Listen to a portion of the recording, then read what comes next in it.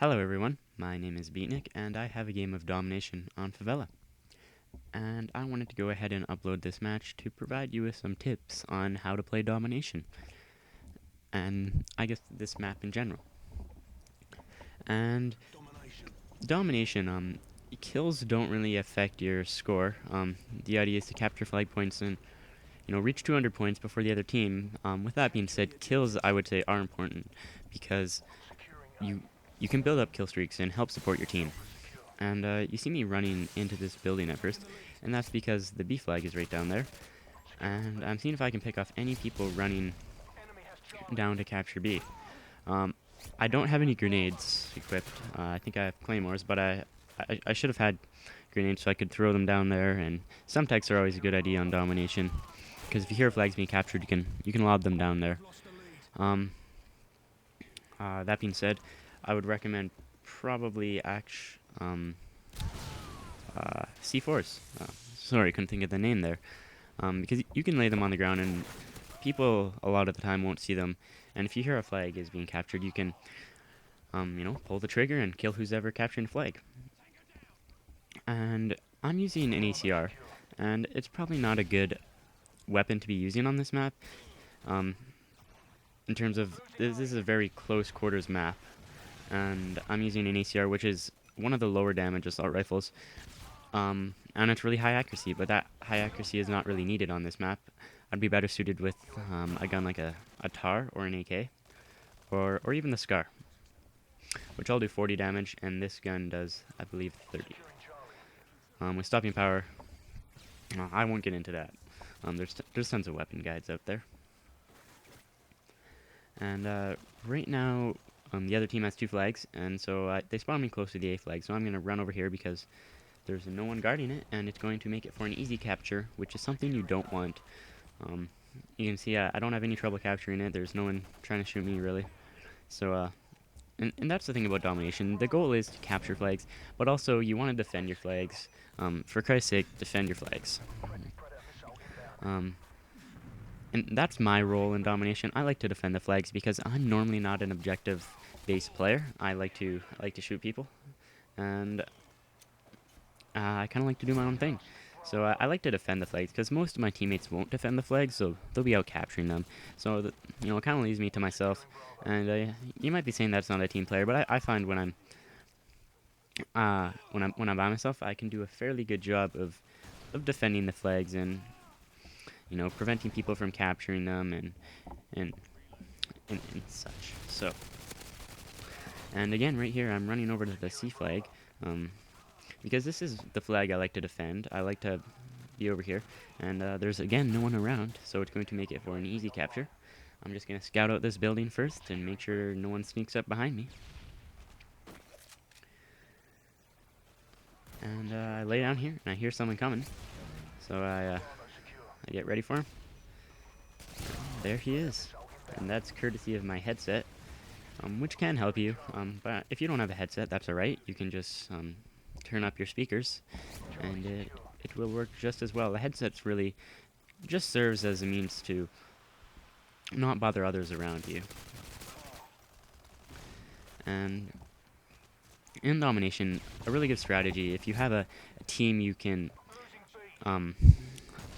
communicate with, I guess, so any objective games, I would recommend playing with a party of people who you can, talk to and communicate to, in that you want to have 2 flags like we do right now, and spawn trap the other team in their spawn point, the flag that they're at, because in Domination, you can pretty much, judging by what flags you have and what flags the other team has, you can predict approximately where they're going to spawn, and so you can spawn trap them.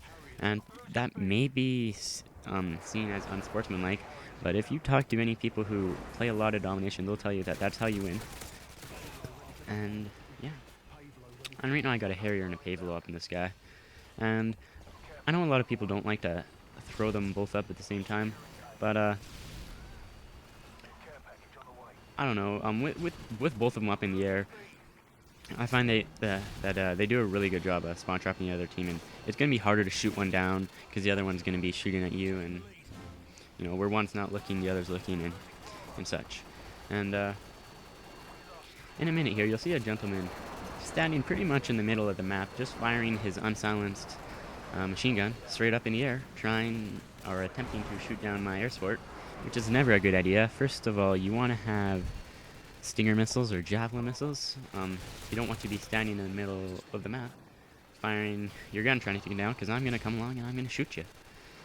And here I do something foolish. I see this guy and I run in here to kill him, and then I decide, while still in the building, not to, and I turn around and shoot that guy. And very predictably, he stabs me in the back, and I deserved it, because that was not something you want to do. You never want to turn your back to an enemy.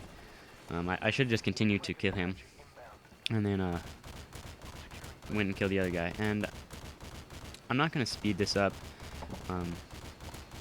because I want to point something out at the end here. There is, near the end of this clip, you'll see how bad the chopper gunner can spawn trap the other team, and how bad the spawns are in Modern Warfare 2.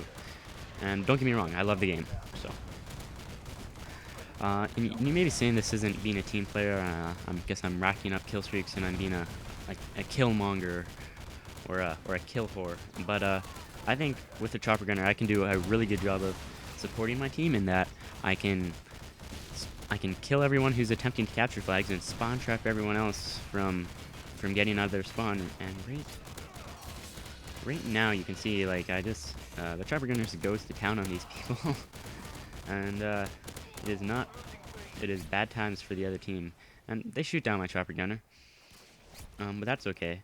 And some people say it's overpowered, but it's really not. You can take down the chopper gunner in some cases with one Stinger missile, or one Javelin missile, or two Stinger missiles. I mean, if you had a perfect team and everyone had tasks, and you were communicating, the first person to die from air support should whip out their anti-aircraft class and shoot it down. So theoretically, any one air support should only be able to get one kill.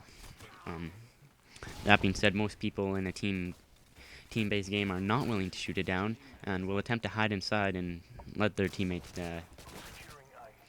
But yeah, and right now I'm just kind of patrolling the C flag because I don't want anyone to capture it. And if you have just one person on any flag, usually they can do if they're reasonable at the game, they can do a good job of guarding it. And it is not camping because this is an objective-based game type, and that's one of the objectives, is to guard the flags. If this was a deathmatch game, it would be different, but we're not. But it's not. Excuse me. Anyway, I hear a bunch of guys coming, so I run up here. And this gentleman comes and his friend, and I shoot them both. And I run around here, and I stab this gentleman in the anus, and shoot his friend. And almost sort of a montage moment, and then finally get taken out by the C4 there. And they spawn me close to the C flag, which is good, because I'm going to run over here and defend it. And I can't quite see the screen, but I think we have a pretty reasonable lead on them right now.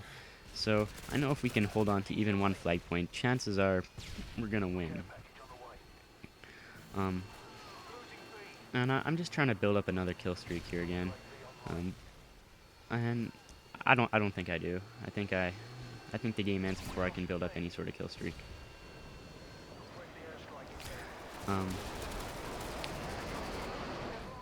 Yeah, so I'm just kind of hiding inside because they have a stealth bomber and a Harrier going up in the sky there, and I don't want to die. And you can see I killed this guy, and had I not been here, chances are he might have captured that flag point. And yeah. And you want to always call out if you're losing a flag point, because the computer won't call it out all the time. It does most of the time, but sometimes it fails. And I think the enemy team actually gets a chopper gunner about 3 seconds before the round ends. But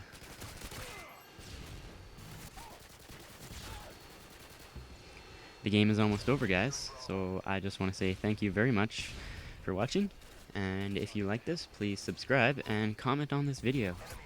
And if you feel like it deserved it, give it a thumbs up, because that helps it out. It helps it get noticed. So final score was 200 to 130, and my kills were 44 kills and 5 deaths.